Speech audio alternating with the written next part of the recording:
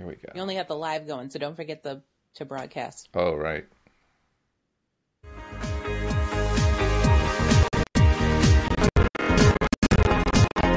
Recording has started.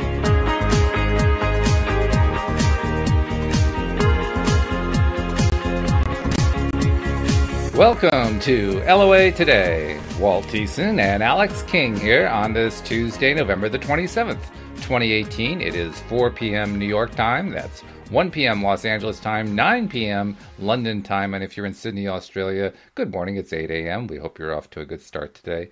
Obviously, I'm not off to the best start there because the music was going bonkers for a second, but that's all right. That's what editing is for, right? Because after we're done here, I can go edit that, you know? Make it all sound better. So, how you doing, Alex? We haven't talked since last Friday, but how's it going? You doing good? All right. Yeah. That's good. Yeah, I was telling you before the show, I'm doing okay. I could be doing better, but then you got me laughing. We all could be doing better. Oh, yeah. Tell me about it. But then you got me laughing and I was doing better. So, that's what it's all about, right? Your daily dose of happy. That's what I'm here for. Yeah, absolutely. And that's what we're here for. That's why we do this show, to help other people get into that better feeling place. Because that's what we all want. We want to be feeling better, right? I mean, the person who listens to this show knows something about the law of attraction. They've perhaps tried to implement it. They probably had some success. They manifested some stuff. Mm-hmm. But we all know how important it is to get into that happy feeling place, because that way you manifest the right stuff. You don't want to manifest the wrong stuff. You want the right stuff. So that's what we're all about here. We're about, getting that right stuff going. So we have a topic today that I think is going to help contribute to that. We are, as usual, live streaming this to the Facebook Law of Attraction Changed My Life group. And so if you happen to be a member of that group and tuned in today, we would encourage you not only to listen in, but also participate. I mean, if you, for instance, find that, I don't know, you have a thought that you want to contribute, or maybe you've had an experience related to stuff that we talk about, or maybe you just have a question, either about the topic or just about law of attraction in general. Put something into the chat if you're listening live in the Facebook group, because we'd love to address it directly. And in the meantime, we'll just keep going with what we're doing. But I'll be monitoring. I'll be watching. I'll be watching to see who is commenting today. So we're off to a good start here. So anyway, you're the one who came up with this topic, Alex, and I thought it was an interesting one. Not something we've ever really done on LOA Today before. Mm-hmm. But then again, everything related to life is related to the law of attraction, because, we attract everything into our lives. So really, there are no limits. It's kind of nice to be doing something that's a little bit further out than our normal wheelhouse, so to speak. Right. And codependence is definitely a big deal out there. There are a lot of people dealing with codependence and with the ramifications of it in their lives. Mm-hmm. There are support groups. There are 12-step support groups for people who are codependent. And so that shows how big a deal it can be. Now, independent, first of all, you don't find any 12-step groups for independent. I don't know why. There should be. I mean, it doesn't feel like there should be. They're independent. They're doing it on their own. Oh, is that what it is? Oh, all right. Yeah. No, seriously, independent is the best place to be, obviously, because if you're independent, interesting thing about independent, often people think if you're independent, well, that means that you can't be with somebody, which is not true. No. It's actually just the opposite of that. You have to have independence in order to have a healthy relationship with a significant other. You really can't do it any other way. But it's interesting how that misconception exists, I'm not even sure where it comes from. I mean, do you know? I have no idea where it comes from. But, I have no idea. Yeah. But codependent versus independent. And specifically, you were thinking in regard to relationships, right? Yes, friendships and relationships. Yes, that's what I was thinking. I mean, there's different types of relationships. So, yeah, relationships. Mm-hmm. Yep, because, every friendship is a relationship. An acquaintanceship really is a relationship. Anybody that you know is a relationship. But we don't typically get some people might, I suppose, but most people don't tend to get codependent with their coworker. That's usually not the way it goes. No, I wouldn't say so. No. You can't be like, oh, I'm not going in today if you're not going in today. Yeah, right. I can't come into the office today because my coworker isn't coming in today. That just doesn't work. You can't call in codependent. Right. Walt just called in codependent again.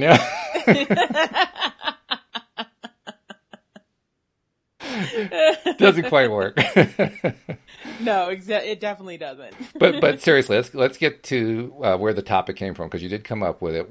What were you thinking about? I mean, we came up with this topic a week ago, or more precisely, you came up with it a week ago. But what were you thinking about at that particular time that made you decide this was the way to go? Because we just finished anxiety, so I figure it must be tied in some way to that. But what was the thought process? Not really, but yes, in a way, because I was thinking when we were talking last week about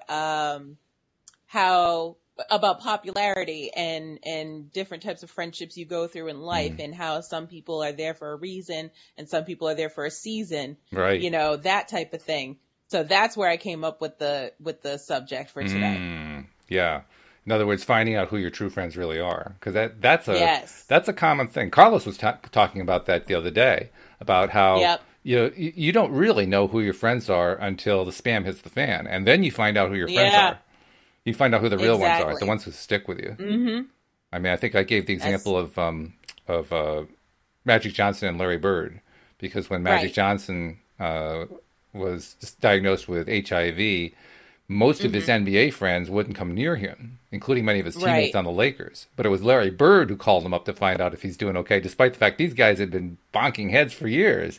But but there was a real connection there, and Magic really recognized that. So yeah, that's where you find out who your real friends are, when the spam hits the fan. I mean, exactly. I imagine you have your own experience that you draw from when you think about that. Can you think of any kinds of incidents like that?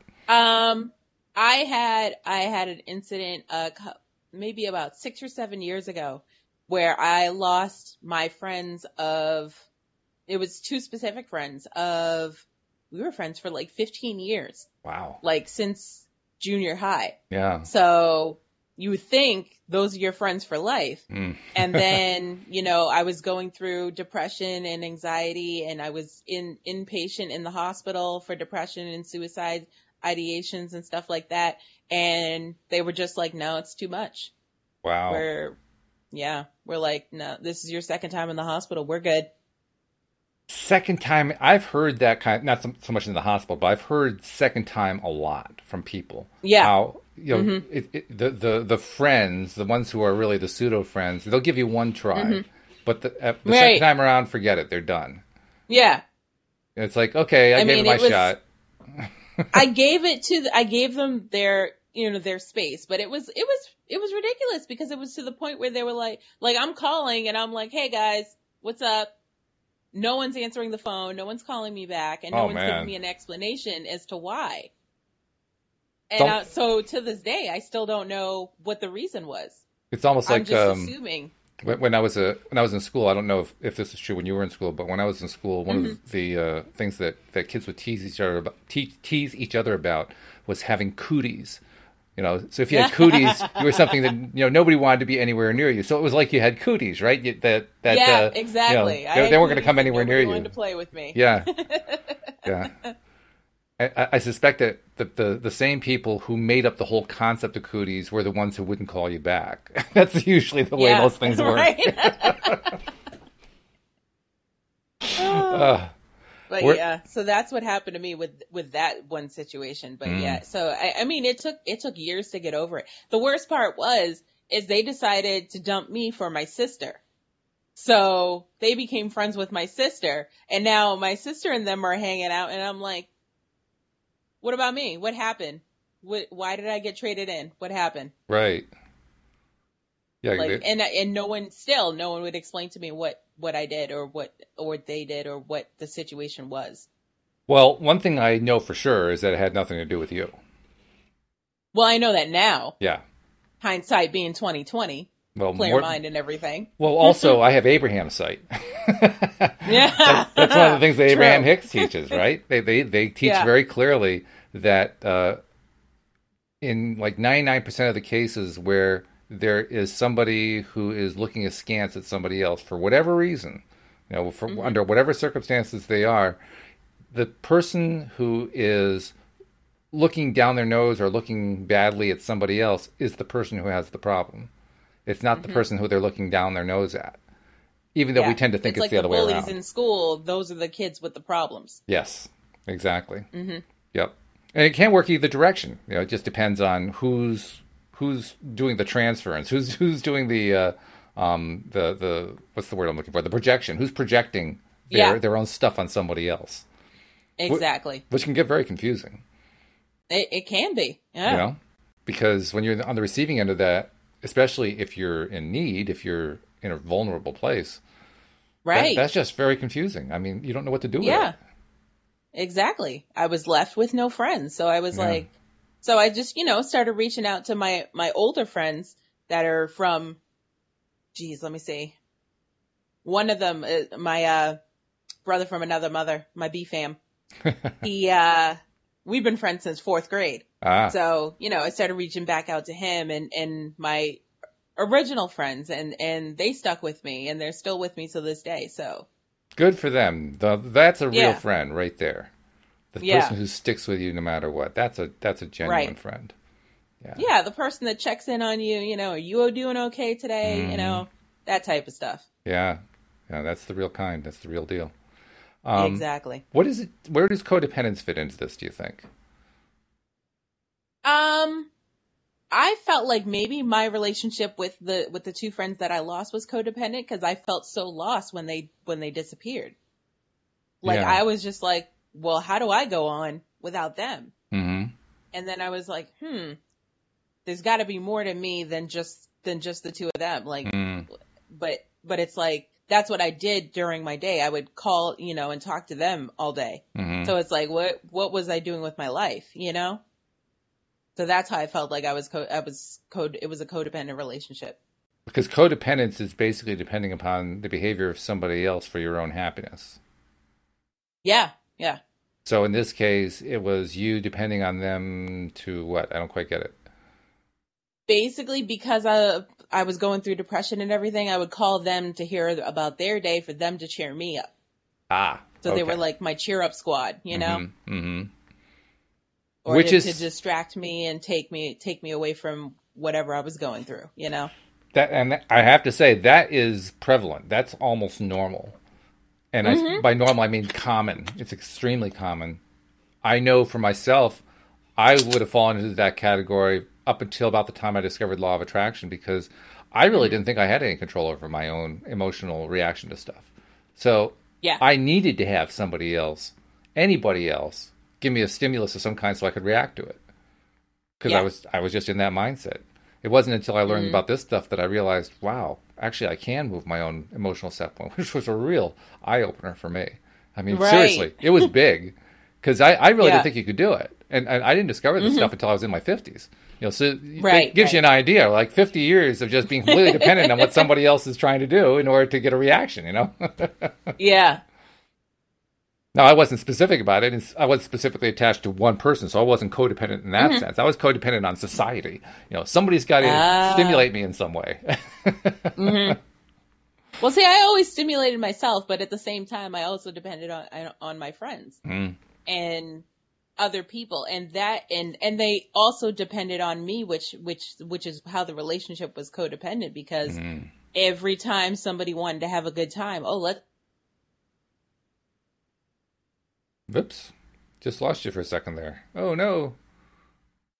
Hopefully you'll be back pretty quickly. Well, while she is trying to reconnect here, I am going to put out a couple of our usual messages I do. First and foremost, the message that if you are not yet a subscriber, we want you to click on subscriber, so please do that. And second of all, and by the way, all the links for subscribing are in the descriptions in most places where these videos and audios are being posted. But if you don't see a link in the description, just go to the homepage of our website at loatoday-net, and you'll be able to find there how to subscribe. And then once you subscribe, share the fact that you're doing it on social media. And I did it. I mean, I thought if I just gave out those two messages, Alyx would find her way back, and she did. Hooray! Yay! I had a phone call, so it comes through and then it cuts me off of you. Oh, I see. Okay. I need to figure out how to put my phone on Do Not Disturb and see if I can still use. There ought to be a way to do that, shouldn't there? Yeah, I'm pretty sure there is. I'm going to figure that out by next week. Okay, all right. So now you have something to do. And it doesn't require anybody else. You can do it independently. Well, it might require Google. You know? Oh, Google, yeah, that's that too. Yeah. I'm definitely codependent on Google. Yeah, I think most of us are. I'm not so much dependent as hooked. I'm just plain hooked. I love Google. I mean, because I'm also good at finding stuff with Google. So, I mean, there is actually one, talk about codependent, there is one bad side to be a little bit about Google. Because when people you're close to find out about it, they want you to do looking up for you. You know that? Yes. Have you had that? Yes, all the time. All the time, yeah, okay. So you know what I'm talking about. People know I'm really good with Facebook, so they're always like, oh, how do you do this? And I'm like, now I get to screenshot the pictures and draw arrows to what you're supposed to press. And, But then I'm like, okay, be a nice person. It takes 5 minutes out of your life. Just do it. Well, I'll tell you, I actually had a little bit of a meltdown about it the other day because my sister called me up for computer help. And I'm like, the go-to computer guy. Anytime that somebody needs help with something, they call me up. And she caught me at a time where I was just feeling, kind of emotionally out of it. And my whole reaction was, no, not one more. I'm done. No more. I can't take this anymore. I even voiced it to her. I said, look, this isn't just you. This is me. This is me reacting to everybody. But I'm so tired of everybody calling me up and saying, hey, can you help me fix this computer problem? And who do I get to talk to, right? If I have a problem, who do I call? Everybody's calling me. It was that kind of a meltdown, right? My sister was very understanding about it. She did get the help anyway, but nevertheless, she was understanding about it. Yeah, that's a good sister. Yeah. Well, I also have to give her credit too, because long before I got involved in these more woo-woo kind of topics like law of attraction, I was not a believer at all. And my sister was, and she was trying to introduce me to psychic phenomenon and astrology and all this other kind of thing. And I just kept shaking my head, like, yeah, okay, yeah, right, PJ, yeah, sure. And, just completely dismissing the whole thing. Now, all of a sudden, I'm having conversations with her about the stuff that she used to tell me about. Right? So, right. Well, some of us come to the table a little bit late, but... Yeah, I feel like because my brother just got into law of attraction, so he's telling me all these books that he's doing. I don't like to read books, so he's telling me all these books, and he's like, yeah, and then there's this theory and that theory, and I was like, dude, I'm like 10 years ahead of you, but, good for you, though. A for effort. I appreciate it. Absolutely. Glad we can have a conversation about it. It is interesting, though, how much acceptance it's gotten. I think Secret had a lot to do with that because that was so popular. But definitely. I'm still in the mode of, somebody asked me, oh, you do a podcast. What's your podcast about? Oh, well, it's about this thing called law of attraction. And no, a lot of people aren't really into it. Oh, yeah, I've heard about that. Really? I get shocked when I have the defensive side that says, well, geez, I don't want to offend somebody else. They're going to be upset because I'm attacking their religion or something like that. I have this preconception. And then they come, oh, yeah, I've heard about that. Really? Just surprises me every time. Every time. Oh my God, I know the feeling. So let's get back to codependent versus independent. And by the way, I want to say a couple hellos because we are getting some hellos from people in the audience. So Jeffrey and Bronwyn both said hello. Hello to the both of you, or Bronwyn, excuse me. Both, and Bronwyn had a really nice little smiley. So Jeffrey had a great big smiley. So we're getting smiles from people, which is nice. Good stuff. And I see Jamie's connected in too.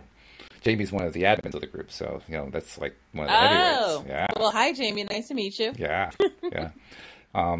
So codependent versus independent. We were starting to talk on that before the phone call rudely cut us off. But independent is where I think we all want to be, especially when it comes to being LOA practitioners, because when you're independent, you're not looking outside of yourself so much. I think that's a key portion of being independent, don't you think? That you're looking internally. You're trying to get your answers internally. You're trying to communicate with your inner being and all that kind of thing. And not that being independent necessarily means you do that well. I mean, I've been pretty independent for quite some time, but doesn't mean I've always been really good at talking and getting answers inside.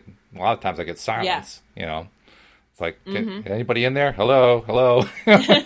Testing. Is this thing on? Right. Exactly. But I also have had pointed out to me by especially my co-hosts who are life coaches, that Yeah. we all get answers from inside. And the way to understand that is anytime that we have an emotional reaction to something, that's actually an answer from inside. Because this is the Abraham theory, right? The Abraham theory is our inner being always looks favorably on us, always sees us in the happiest, most positive light. So anytime that we are feeling good, we're in agreement with our inner being. That the connection is a clear, what they call in alignment connection. When we're not feeling good, we're out of alignment with our inner being. So our inner being is saying, yes, yes, yes. We're saying, no, no, no, no, no, no. And we're in disagreement. So it becomes actually a nice little tool, because if you want to ask a question, if you can get a feeling out of the question, if the question leads to a feeling answer of some kind, you know how your inner being is responding without having any words, without having signs, without having pictures or images or anything like that, just by knowing how you're feeling. Now, that's pretty cool. Yeah. The fact that we can do that. I get signs and I'm not going to say visions, but what's the word I'm looking for? I don't know, but I do see things ahead of time. You do. So these are precognitive signs. These are these are signs of stuff to come rather than signs of what you've already been focusing on. Yeah. Like any cool stories? Let me see. I don't know. It's just deja vu a lot. Like I'll have a dream, and then the next day it'll happen. It's part of that that Aspie issue where I have with the racing thoughts, where I have conversations in my head before they actually happen, but I already know the responses to the questions that I ask before I go into the situation. So when I wake up in the morning, I'm like, all right, I've already had this conversation, but here we go. Does it ever change?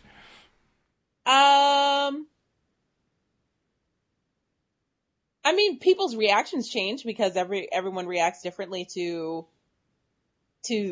what you ask them. But no, I'm pretty straight on. Wow. That's I mean, for somebody like me, that's a little bit spooky. Is it? Yeah. I'm. There's woo and there's woo woo. I'm woo. I'm just like I'm like a little over the line of woo. So you're woo-ish. I'm woo-ish. Yeah, exactly. Woo woo starts to get a little bit far off for me. So I mean, the whole idea. I mean, I think it's cool. I really do like the idea of having that. What interests me more is being able to communicate with the dead, with non-physical beings, with beings who are not part of the physical life. Because that's what Esther Hicks does. I've been told that I have that power, but I don't want to tap into it because I'm too scared to do it. No. Really? I'm just like, I'd rather not. I've had psychics tell me, well, you do have that power, but you have to, there's certain things you have to do to tap into it. Mm-hmm. And I'm just like, you know what? I don't want to cross that line. Not going there. Let's leave the veil up. What is it about that? I mean, here I am talking about how you being able to dream the future and hit it accurately makes me spooked out. What's spooking you out about being able to connect in that way to the other side? My independence, ironically. Oh, okay. Not being left alone. You know what I mean? Like I used to watch Medium back in the day, and Ghost used to just come into her bedroom in the middle of the night and just be like, "Excuse me, I have a question."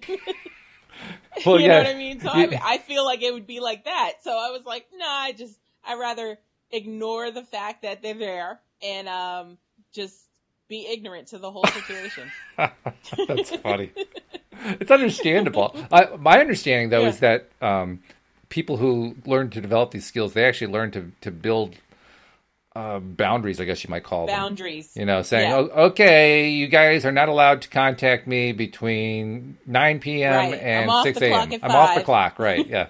Yeah. No contacting, go away. Yeah, exactly. And which is cool, but I'm still like, I don't want my relatives to be like, hey, I'm over here. I just wanted to say hi. And I'm like, yeah, but you know what I mean? Like, I've already mourned you, so just stay over there. Don't come back and tell me things that I don't need to know. I'd rather not. I feel like my grandmother who passed last year, I feel like she would be the one to come through, and she would be like, always, because she's always worried about me, because she was the one who I called during my depression and everything else. I was definitely codependent on her, and she always worried about me. Like, we talked for like 3 hours a day, every day. Wow. So I feel like she'd be the one, if she's not here now, she'd be the one who would be in my bedroom at 2:00 in the morning going, "Are you okay? How are you feeling today? Did you eat today?" You know what I mean? So I'm just going to draw that line where it is. Well, I have been reassured, and mostly by my sister, who's really all into this kind of thing. I have been reassured that when people are on the other side, they may use that kind of behavior to make it clear to you who is contacting you, but they've actually left all that stuff behind. I don't know if that makes you feel any better, but that's what I've been assured of. That because, well, think about it. Once there's a reason why they call it heaven, and the reason is it's really good on that side. I mean, you know, it's a party atmosphere. That was the message that I got, or actually my sister got it when my father passed. My father passed 10 years ago, and she got a psychic message from him about 3 or 4 days later when she and my mom were in church together.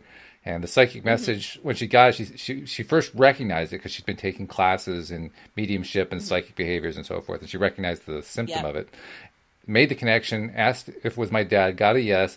And being my sister, who she is, first question she asked him is, "What's it like on the other side?" That would be my first question. Would it be? Okay, yeah. Well, that was her first question. And the answer she got back from him was festive.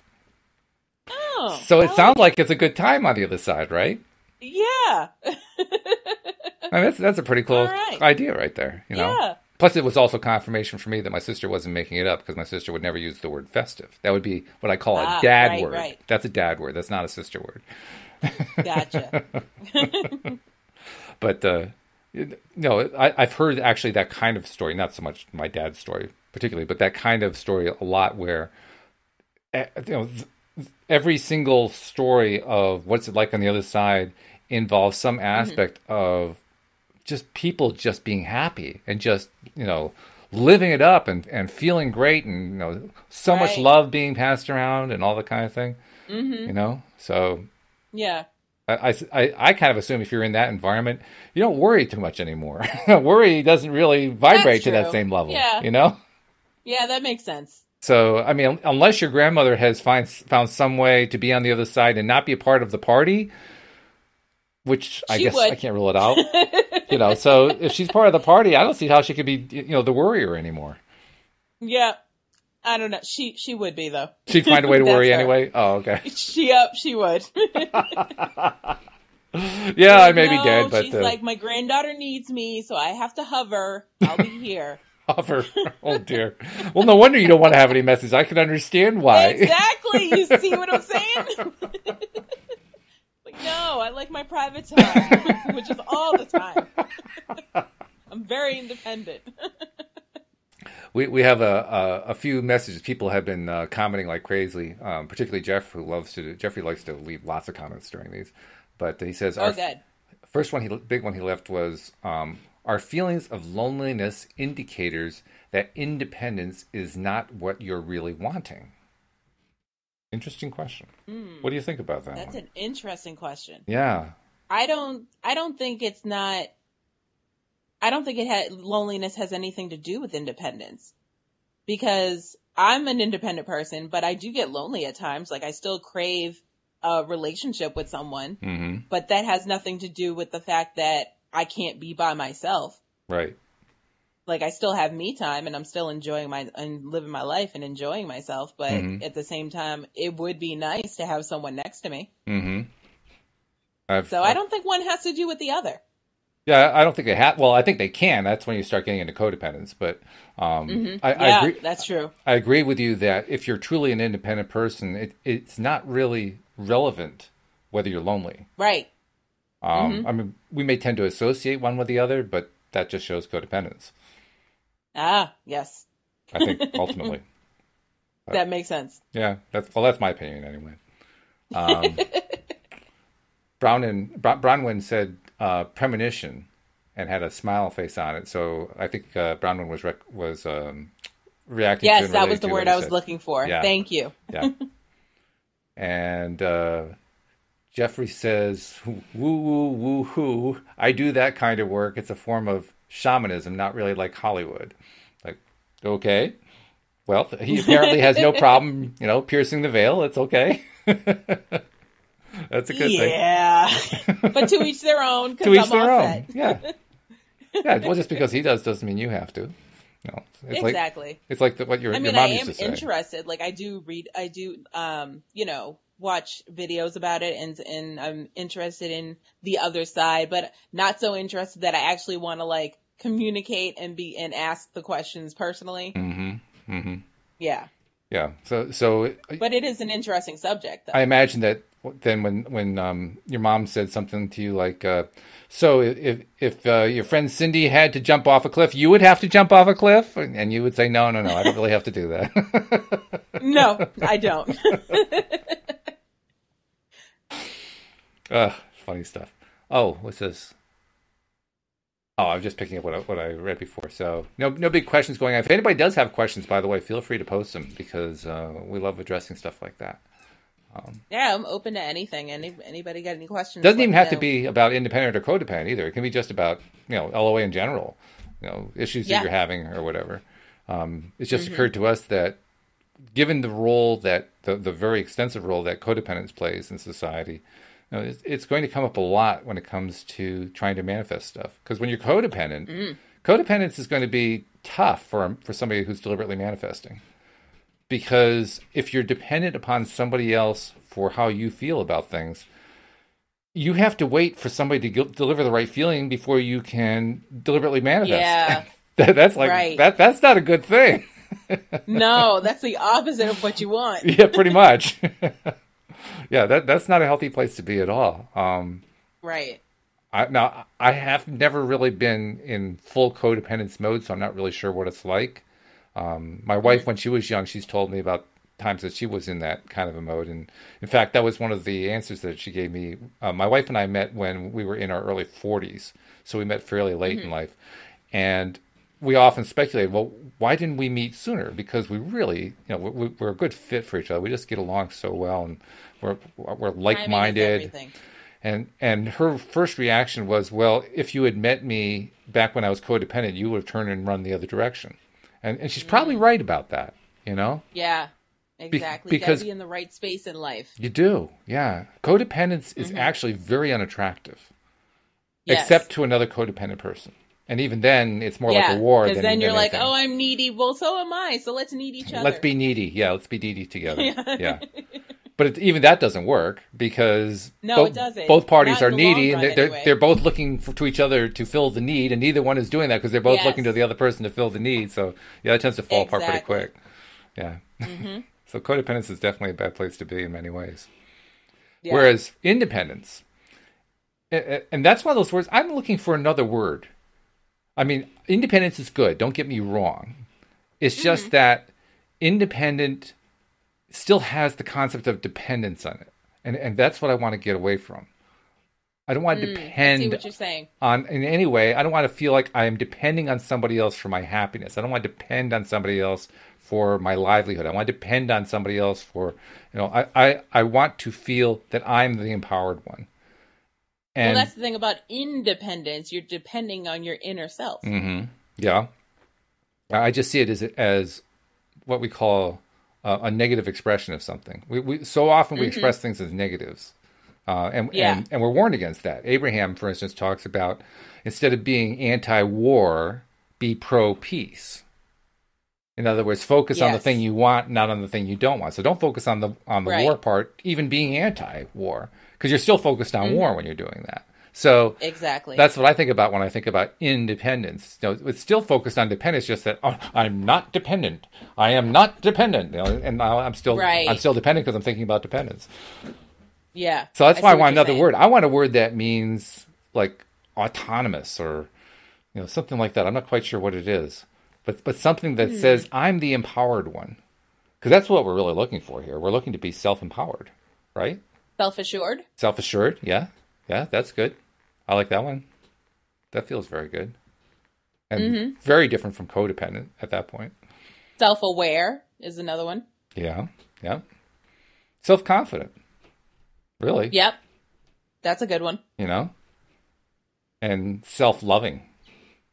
Yes. Loving oneself. That's most big. Important.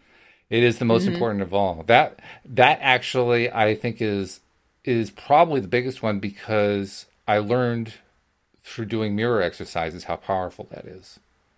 Mm-hmm. Right? Because when you're telling yourself, well, yes. The first couple times it's kind of rough, but after you've been doing it for a while, it's kind of weird. It's really strange. It's like, I don't want to talk. I mean, I talk to myself all the time, but I don't want to talk to myself. Yeah, not that much. Like, oh, I love you. No, wait a minute, hold on. Yeah, like I have a hard enough time taking compliments, so for me to compliment myself, it's really weird. But that's all the reason, of course, to keep doing the exercises, right? Because we want to get past that part. I mean, taking compliments, you got to be able to accept a compliment. You got to be able to accept an appreciation. Because if you can't accept the appreciation... I just say thank you. I don't... I feel weird about it, but I still say thank you. Well, thank you for that.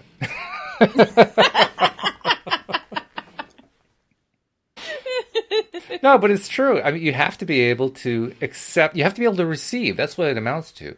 Yeah. Receiving is big. And you have to really be able to receive in every way possible. That's what I work on. Trying, are there any ways that I am not receiving as well as I could be? Anytime I notice one of those, I want to try to clear that as soon as I can. Because you can attract all you want to, but if you can't let it in, it's not going to help a whole lot. Very true. Right? Very true. Yeah. Mm-hmm. Yeah. So the receiving part is pretty important. But yeah, self-love, self-confident, self-appreciative. All those things. Those are good words. Those are terms that I think actually describe it really nicely. Because when you're in that mode, plus the nice thing about those words is, unlike independent sometimes has a sort of a negative thing associated with it, like, oh well, he's aloof. He's he doesn't need other people. He's to himself. Yeah. Self-absorbed and all that kind of thing. Right. And there's like what they really mean by that is he doesn't show any kind of concern for somebody else. He doesn't show any kind of caring for somebody else. Exactly. That's what it does have a negative connotation to it. Yeah. Well, that's why selfish is considered to be so bad. There's actually nothing wrong with loving yourself, but what they mean by it is you have absolutely no concern for anybody else. That's what they really mean. Take it to the extreme. Yeah. Well, it's not even extreme. Actually, it isn't even related when you think about it. There's really no relationship between loving yourself and refusing to have any concern for somebody else. But we tend to think that there is one, and that's why we associate them and say, oh, well, he's selfish. Okay. Yeah. I see what you're saying. Yeah, but there really isn't a connection there. It's an association we draw. But I always say I'm not going to do anything political, and then I say something political. So I'm not going to do anything political. And I'm not meaning anything political. It's kind of impossible not to these days. But I look at the President Donald Trump. I mean, Donald Trump is quintessentially selfish, the way that most people mean that, because what they mean is he is often cruel to certain people who are, his enemies, the people that are not his sycophants. And because of that, there's a line drawn, right? Right. That's why I think people think that he's selfish. I think he actually is selfish, but that's not what that part is. That part is just being cruel to other people under certain circumstances. Is cruelty necessary? Absolutely not. No, it's not necessary. Does it have anything to do with being a self? Well, I guess in the sense that everybody's a self, but beyond that, not really. Yeah, I know, right? Okay, let's see. What have we got here? Bronwyn is agreeing with us. Bronwyn. I got to get that name right. Bronwyn. Bronwyn is agreeing with us. Bronwyn is saying that's so true. And Paul is joining us. Hello, Paul. Glad you made it to the show today. Nobody's coming in with questions, so I guess everybody has all this figured out. Maybe we should bring them on. Maybe they could explain it to us. Maybe they're the experts in this thing, right? Apparently. Everybody's doing the whole self-love thing. So I guess. They don't even need today's episode. Well, maybe we should do like Man in the Street. We'll just come in via camera to their phone and say, so, tell us why you're the happiest person on earth, and we'll share that with the rest of the group, right? Right. Oh, no, it's... Share with the rest of the group. I like it. I think that people are happy that Facebook doesn't let you do that. You know, somebody forcing a microphone into your mouth, right? Yeah, no, that probably wouldn't work. Yeah. Facebook gets enough bad press. They don't need that one, too. I know, right? That's the last thing they need. That's the last thing they need. Poor Facebook. But independence... What we're really looking for there, we talked about how we're looking for self-love, self-appreciation, but it also plays a significant role in a healthy relationship. So let's talk about that for a little bit, because you really need to have two people who have that self-love, that self-confidence in order for a love relationship to blossom. Yes. Which suggests to me, and I want to see what you think about this, it suggests to me that the only people who are going to be good at letting source energy flow, because I think source energy is the same thing as love. So that's my assumption in this. The only people who are going to be good at letting that flow are going to be people who are independent. People who are self-assured, self-loving, and so forth. So if you have two people who are like that, you're going to have the most love going on between the two of them. Yeah. That makes sense? Because I feel like, especially in relationships, there's a point where you have to be able to go about your day and not be so needy or dependent on the other person. Like, oh, I need to text him and be like, oh, I need to talk to you right now. No, just do your own thing. Like, go out with your girlfriends and hang out, and then come back home to your significant other. You know, you need to have couple time, and then you need to have your separate time. And if you have your separate time and you can't be by yourself, that's an issue you got to work in within yourself. Yeah, and that will ultimately affect your relationship. Yes, it will. It has to. Yeah. Because then you become too needy, and the person can't take it; they suffocate. We also see it, not so much in this group. There's another group that I won't name because I don't want to disparage another group, but there's one group in particular where you see a lot of people posting about things like wanting to use the law of attraction to attract back an ex, or wanting to attract a particular kind of person into your life, or, you know, wanting to, in many ways, they're actually thinking about using the law of attraction as if it were a force, like you can force somebody back into your life. Yeah. You know? Which is not what it's about. No, it's not. No, but nevertheless, they almost treat it that way. And there are some of them that if you, I've tried to reply to some of them, and if you don't reply in just the right way, they take great offense because you know you're trampling upon. You disagree with them. Yeah, well, that's true. Yeah, I'm trying to disagree without being disagreeable, but I guess sometimes that doesn't work.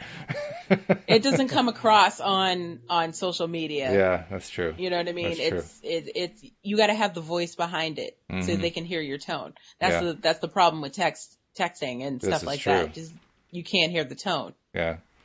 But nevertheless, so many of them, and it seems to be, I don't like to stereotype, but this does seem to be the case. It seems to be young women. I'm going to say women primarily in their late teens or 20s. And usually shortly after there was a breakup, and they're really heartbroken about the breakup, and they want him back.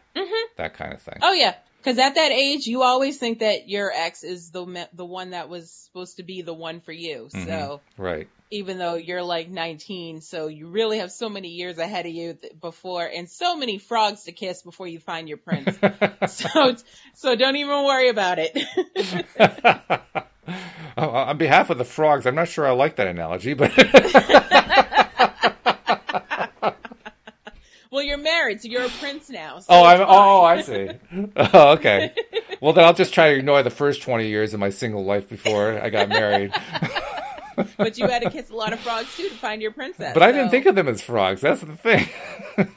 I thought every one of them was lovely. I thought every one of them was a beautiful person. So, I don't know. That's just me, I guess. No, but seriously, the truth is, I mean, you do feel that when you're that young, don't you? And it's not just female either. I mean, men feel exactly the same thing. Yes, especially after that first breakup where it just feels like the world is ending. You know, the pain is excruciating. You know, it's like there's this gigantic hole in your chest and it'll never heal. It'll never be filled. Yep. all that but kind of thing. You always get over it. You always get over it. Isn't that annoying? Yeah. But it's something you learn with age and wisdom. Like, I didn't know that back then when I was 19. If I was dating someone, I'd be like, oh my God, my life is over. Yeah, right. But, my world came crashing down. There's no one else out there for me. I have to get him back. But now I'm 35 and I'm like, next. Next. Say goodbye to that bus. Another one's coming. Oh, that's funny. I just say, thank you, Lord, for the lesson. Now let's move on. No, that's good. That is a very good way to do it. It fits in nicely though with the topic because ultimately, people, female or male, usually young, who go through that for the first time and try to find some way to get that person back because the pain is so excruciating, or because they're so desperate about getting that person because that person is the perfect person. That is a codependent person. That's a person who's not really loving themselves as much as they need to. And it's hard to love yourself in a breakup, especially if you were the one who was broken up with. Yeah. If you're the breakup instead of the breakup it's totally a different situation. Well, I don't know. It doesn't seem to be. Because a lot of the times you'll see somebody posting, "Oh, I broke up with him, but I really want him back." And I'm thinking, okay, well, why did you break up in the first place? It couldn't have been all that good. There had to be a reason. There had to be a reason. So think about it. Yeah. Like, you sure you really want to go down that path again? No, I feel like they're just lonely. You think that's what it is? Yeah. Like, it's better to be with somebody than to be alone because then... Yeah, some people just can't be alone. They just can't be by themselves. Like people who are chronically in relationships, like jumping from person to person just because they cannot be by themselves. Like it's scary. Like they don't know who they are unless they're appreciating or loving someone else. Bronwyn, I keep screwing that up. Bronwyn had a comment. She says, I think people who don't want to waste the time and effort and start over again, it's being lazy. What do you think? I agree. It's like true? It's like quitting a job and starting a new one, or not even starting a new one, but applying for new jobs. It's tiring and you don't want to do it, so you just rather not quit your job. Yeah, that's pretty sad actually when you think about that. By the way, Bronwyn thinks that that we're both awesome, so I had to let you know about that. Bronwyn thank you. Yeah. I appreciate it. Yeah, we appreciate Bronwyn too. She's wonderful too. I think you're right, and I think that I think it's once again an example of a lack of self-love. Because if you feel like you have to jump from one relationship to the next, like you said, you don't feel comfortable in your own skin being by yourself. Well, that means you don't think very much of yourself. Exactly. You crave that attention and what's the word I'm looking for? You just crave that. I can't think of the word.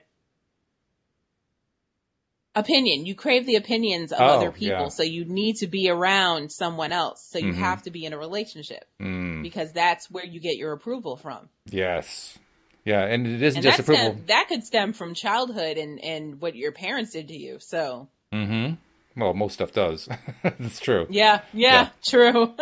But when you're in that place, it can also it's kind of an indicator. It's not just that you're looking for approval from the other person. You're looking for social approval. Oh, well, she's in a relationship. Oh, he's in a relationship. That means that there's something good going on about that person. So it's like vicariously getting your strokes rather than feeling good about yourself. Yeah, it is. Yeah. I mean, we all go through it. I went through it the other day. I saw a meme that said, everyone on my 600-pound life has a significant other. And I'm like, ouch. Yeah. What am I doing wrong? Well, having been there, I know exactly how that feels. And I wasn't 600 pounds. I just was 20 years without a significant other, and just it's miserable. It's been a while for me too, so I know what you're saying. It's a miserable place to be in. The best thing I can tell, I always wanted to be able to come through it and be able to give other people advice like, okay, I found what the reason is. I found what the solution is. And if you do this thing, you won't have this problem anymore. It was very annoying to come through it and realize that my particular issue might be completely different from everybody else's issue. Exactly. It screwed up the whole plan. I mean, different. Here I thought I was going to have the final answer that would, eliminate the heartache for everybody, and no, I don't have it. Yeah. Oh, shoot. You tried, though. I did try. Well, I did find something that is useful to some people, because it was certainly useful to me, which was realizing that I was sabotaging my own chance with each new relationship, because as the experiences kind of piled up one after another, I would go into the relationship believing, well, this one's not going to work out either. And I'd be right. So you were getting in your own way. I was definitely getting in my own way, yeah. Mm-hmm. And ultimately, the only way I was able to get out of my own way was to give up. I just threw in the towel. I said, I'm done. Yeah. And that's not a good way to think, but that's okay. Hey, at that point, whatever it takes, because I needed to break that cycle. That was the thing. That cycle was just deathly. That was just a horrible cycle to be in. So you got to break it some way. Once I got through it and broke through and, kind of had let go of all that stuff, Louise showed up a month later and we've been together ever since. So, that's why I say timing is everything. Timing is everything. It is. But on the other hand, that's the universal timing. Yes. It's not like I have to do the timing. Yeah. No. Exactly. Yeah. Because when you let the universe time everything, then it's a completely different thing. It's kind of like riding a roller coaster. Like, where's the next turn coming from? More like that's why I just sit back and I don't worry about it. I'm like, okay, who's next? Because I'm just letting the universe do its own thing. Mm-hmm. I'm just here for the ride. Yeah. Yeah. I don't know. Something about my analogy is I'm riding the roller coaster with a blindfold on. I can't tell where it's going next. All I know is that I'm about to be shoved against the side one way or another, and I have to deal with that. I just got the visual. Oh my God. Well, that's the way it is sometimes. I mean, my co-hosts who are life coaches and I and a bunch of other life coaches all put together a book that we published this past May of some of our favorite personal law of attraction manifestation stories. And the last story in the book was one that was mine and my wife's, our story together of when we moved, got new homes, got new cars, acquired new cats, and did all that with no money in the bank. And it was a crazy roller coaster. I mean, it was. I like it. It's great in hindsight when I describe it that way. Yeah. I mean, it sounds really cool when I describe it that way. Yeah. Doesn't it? When you're living it, it's hell. It's absolute hell. Right? Because you're like, oh God, what next? Oh. Well, literally, when I went to write that part, Louise and I were going to write it together, and she started writing, and I started writing, and she got about 5 or 6 paragraphs out and said, "Well, I can't do this. I can't relive that again. It's just too painful." And so I ended up writing most of it because it was it was excruciatingly painful. But when stuff started to fall into place, it was like being gobsmacked. It's like, what the bleep just happened? Yeah. At the very last possible second. And that's what it was. It was always at the last minute, at the very last second. I mean, we knew we wanted to move. Louise wanted to come back to Connecticut. We were in Virginia at the time. Okay. And we had enough money for a move, and then our savings is wiped out. Our life savings is wiped out because we've been through like one bad thing after another. Mm-hmm. So, this is it. This is our last thing to do. We're going to move to Connecticut, and then we got to be successful from that point on, right? We both had cars that were over 10 years old. We acquired these 4 cats because they had been abandoned by people who lived across the street from us who had been evicted from their home and hadn't bothered to let anybody know about it. And so we just found one of these cats came up onto our front step and introduced himself, and we ended up finding all 4 of them. And we were living at the time in a house where our lease did not allow us to have any pets. We had 4 cats in the house. So another reason we had to move, and we had to move soon. We had to move. We had to find a place to move to. We know what town we wanted to come back to. It was the same town we had lived in prior to moving to Virginia. When we came up here to Connecticut to look, we were looking not only for like an apartment or someplace we could afford, but Louise was also looking for work. At the time, my job was all online. It was self-employed, web design, that kind of thing. She, at the time, was working in daycare. So she needed to find some daycare to hook up with. And it took a couple visits to actually make that happen, which in and of itself was traumatic because we didn't hardly have the money for 2 trips, you know. One trip was a lot. That's expensive. We had to make 2 trips. We finally find the job, and we find an apartment that we can afford, barely, but we could afford it. And we find out that we have 2 weeks to make the move. Wow. And we have a house full of things. I mean, we had a lot of stuff. Yikes. And my wife still had to work her old job. So, I mean, it just made it was just insane the last 2 weeks. Yeah. On top of that, she couldn't drive that distance. It's like a 550-mile trip. And she needed me to be able to do the driving. Well, we had 2 vehicles. How are we going to do that? You know? And both of them were on their last legs. Would they even make the trip? Right. Would they even get us there? Well, I won't tell the whole detailed story, but I'll tell you that both the car died the day before we moved. As I was in the act of selling it. I had literally just driven it back home from an errand. The guy shows up to buy it. He says, "Yeah, it looks okay." He opens it up, and it's drained of oil. There is no oil left in the engine. Oh, no. And I'm thinking, oh, my God, this is crazy. And now, this was an old car, so I was hoping I could get about $500 out of it. And I had asked $750, and I was willing to negotiate and all that kind of thing. Right. He says, "Well, I can't give you your price, but can I give you $500?" And I said, "Okay, yeah, sure." You want to give me $500 for a car that leaks all its oil on the ground? Okay, sure. So I got rid of the car, and then the day of the move, we had previously arranged with the mover because I wasn't even sure that her truck would make it up there. But he agreed he would he would tow the truck behind the moving van. I thought, oh, that's cool. That's a great solution. Yeah. I love that one, right? So we were going to rent an SUV, take the remainder stuff that wouldn't fit into the van and put it into the back along with the cats, 2 of whom we had to take to the shelter because we could only bring 2 cats with us. That alone was a traumatic story because we had to leave 2 cats in a shelter that was not a no-kill shelter. So we didn't even know if they were going to live. Oh, that was rough. But did that part. The movers show up on the day. They're packing stuff into the van. They're packing it to the roof. They can't even get everything in. We're trying to figure out what to take to the dump because they can't get everything in there. And then the mover says to us, "Oh, by the way, it says on the work order that you were to tow the pickup truck. The law won't let us do that. We can't tow your pickup truck." And I'm thinking, what the hell do we do? Right. This is a truck I was hoping I could get it up there and we could drive it around for a few months and then sell it and get something better, that kind of thing. I mean, it was okay. It was not in bad shape or anything like that, but it had a lot of miles on it. And I was hoping to get maybe $1,200 for it or something like that. And asked maybe $15, that kind of deal. Well, that plan was shot. And then when one of his moving guys came up to him and said, "Are you interested in selling that pickup truck?" Nice. I said, "Yeah, I'm open to it. What do you have in mind?" He says, "Well, I'll give you $1,500 for it." Oh, sweet. I was like, oh my God, this is crazy. And I agreed to it. And then after I agreed to it, the owner of the company, he approached the owner because he didn't have that much money with him. He says, "Well, can you loan me $1,500 so I can buy this thing?" And the owner of the company looks at it and he says, "Well, that isn't worth more than 12.